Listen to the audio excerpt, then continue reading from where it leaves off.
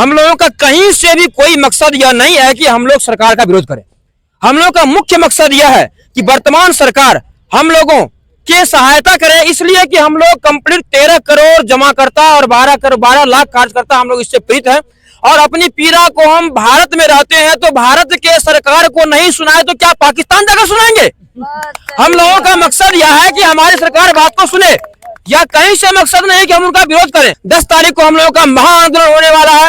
इस आंदोलन में हम पूरे देश के जमाकर्ताओं, कार्यकर्ताओं, franchisee guardian, branch manager, regional manager और सहारा में बैठे ऐसे चाटुकार जो चाटुकार भुगतान सहारा इंडिया के जमाकर्ताओं के भुगतान की बात को आगे लेकर के नहीं आ रहे हैं, उनसे निवेदन करते हैं कि वो कंप्लीट रूप से इस भुगतान का आप जहां भी हैं, देश के जिस कोना में खड़ा है, आप इस चीज के लिए आगे बढ़ाइए। अधिक संख्या में 10 तारीख को पहुंचाइए आदमी को। आप भी स्वयं आइए और एक एक जमाकर्ताओं के भुगतान के लिए छोटा छोटा कदम ही सही लेकिन जरूर उठाइए, क्योंकि जमाकर्ताओं के भुगतान में ही सबका हित, सबका आशीर्वाद, सब भगवान का कृपा होगा। अगर जमाकर्ताओं के दिल से निकला हुआ अगर बिगड़ा हुआ होगा तो पता नहीं सुब्रत राय जैसे कौन से कितने कितने घर तबाह हो जाएंगे। यह चीज निश्चित करना किसी के बस की बात नहीं है।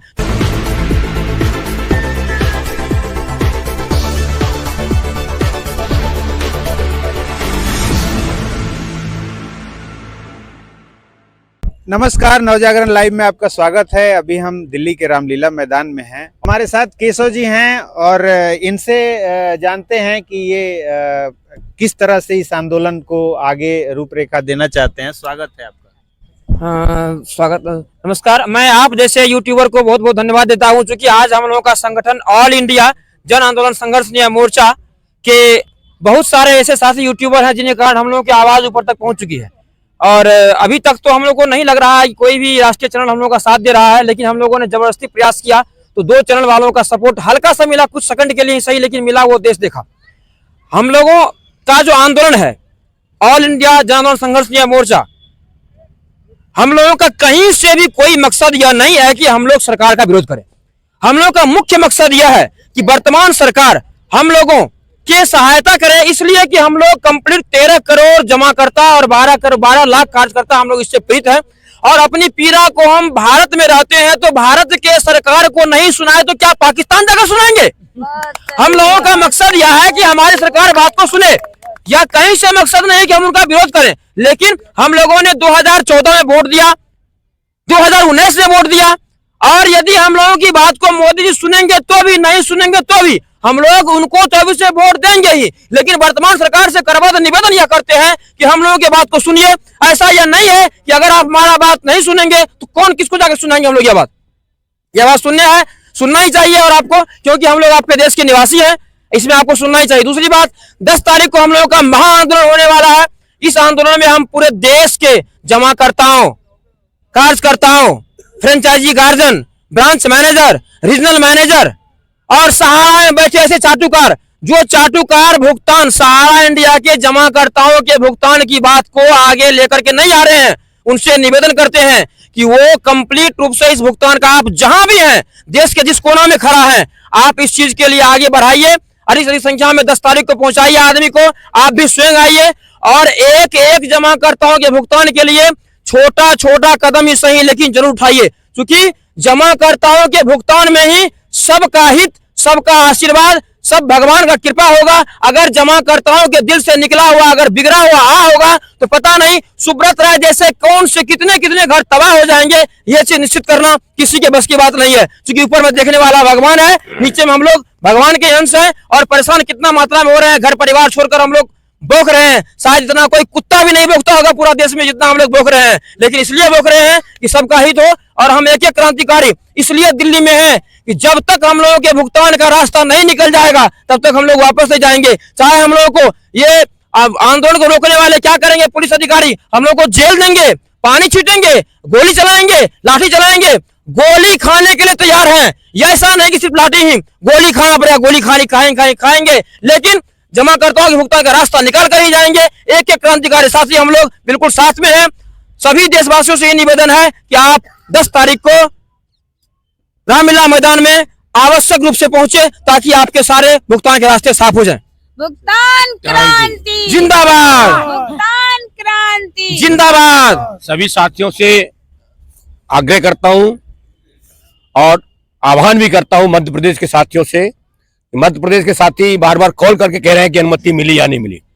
मैं उन सभी मध्य प्रदेश के साथियों से, भारत भर के साथियों से कहना चाहता हूं, अनुमति का आवेदन दे दिया गया है। अनुमति अब मिले या न मिले, हमारा भारत है, हमारी मातृभूमि है और हमारी धरती है और हम इसी पे अपना आंदोलन करेंगे। और चाहे अनुमति मिले चाहे अनुमति नहीं मिले, आप सभी को मध्य प्रदेश से निकलना होगा। भारी संख्या में, लाखों की तादाद संख्या में आपको रामलीला मैदान में पहुंचना होगा। ये सभी से हमारा आग्रह है और यहां से भारत सरकार सुनेगी, ये मुझे पूर्ण विश्वास है। और इसके बाद हम लोगों ने रामलीला मैदान, हम लोगों ने जंतर मंतर पर किया, लोकसभा के सामने किया और अब रामलीला मैदान में आखिरी पड़ाव हमारा सीआरसी कार्यालय है।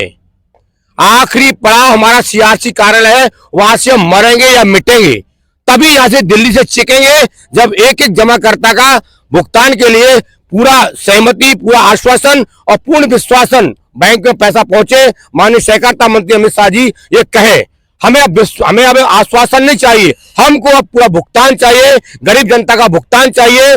मैं सहकारिता मंत्री, गृह मंत्री से कहना चाहता हूं, जब लोग आपके लोकसभा में घुस गए तो आपने क्या रक्षा की उनकी।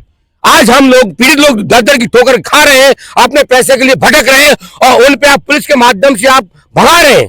हम कौन सा गुनाह कर रहे हैं? हिंदुस्तान में रहने वाले हैं तो हिंदुस्तान की बात करेंगे, पाकिस्तान नहीं जाएंगे। पैसा हिंदुस्तान में लिया है, कोई भी सरकार रही हो, किसी भी सरकार के माध्यम से, केंद्र सरकार के माध्यम से, सहकारिता मंत्रालय के माध्यम से सारा इंडिया को लाइसेंस दिया है, कोई भी सरकार है। लेकिन वर्तमान में जो सरकार है, जो राजगद्दी बैठा हुआ है, मेरी जवाबदेही है, मैं उनसे मांग करूंगा अपना, और भुगतान लेने का उनको रास्ता निकालना पड़ेगा। ये मेरा आग्रह है। मैं सभी मध्य प्रदेश साथियों से, भारतवर्ष के साथियों से आह्वान करता हूं कि भारी संख्या में रामलीला मैदान में 10 जनवरी 2024 को सुबह 9 बजे पहुंचे। जय हिंद, जय भारत। मैं देश के सभी साथियों से सिर्फ इतना कहना चाहूंगा, कहने के लिए तो सारी बात हम लोग कहते आए हैं, सुनते आए हैं। सिर्फ मैं इतना कहना चाहूंगा कि हर व्यक्ति को 100 समय जो दिया गया है, 10 तारीख का समय दिया गया है, वो आने का प्रयास करें। सिर्फ जरूरत है, जब हमारी रामायण से जुड़ी बातें हैं, जो रामचंद्र जब लंका जाने की बात किए तो उन्हें समुद्र देव ने घेर लिया, तो रामचंद्र 3 दिन तक विनय किए थे और 3 दिन उपरांत वो बर्दाश्त नहीं कर पाए हमारे श्री राम प्रभु। तब वो बोलते हैं अपने भाई से, विनय न माने जलधि जराए, गए 3 दिन बीते, लाऊ लक्ष्मण बाण सर, भय बिना होत न प्रीत। प्यारे साथियों, एक एक आदमी हमें साथ दें। ये 10 जनवरी की जो आगाज रामलीला मैदान में लगाई गई है, वो एक बंदरी सेना स्वरूप गिलिहारी भी वहां कंकर देने के काम किया। हर एक जमाकर्ता से मैं निवेदन करता हूं कि आकर के अपनी भुगतान, अपने अधिकार की लड़ाई लड़े, इस सरकार को ऐना दिखाने का काम करें। धन्यवाद।